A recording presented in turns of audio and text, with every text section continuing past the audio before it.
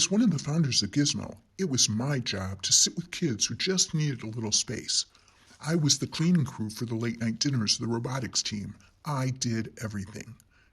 There have been changes, but never like the ones caused by COVID. Now I deliver Gizmo-to-Go kits for kids at home because it's not safe for them to come in. When we talked about a year-long remote coding class, I volunteered to teach.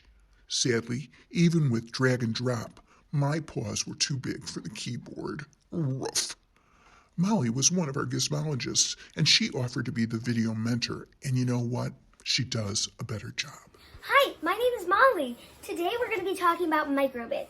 This is the first video, so I'm just going to go over a couple basic things. So we'll start with the parts of the microbit. Let's start with the front. As you can see, this little block right here, those are all the LEDs.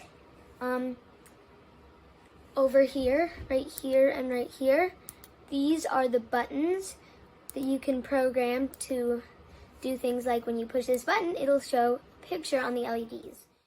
And then they get a PDF that's filled with information. Do you know what? I think I'll do the class with them. Ruff.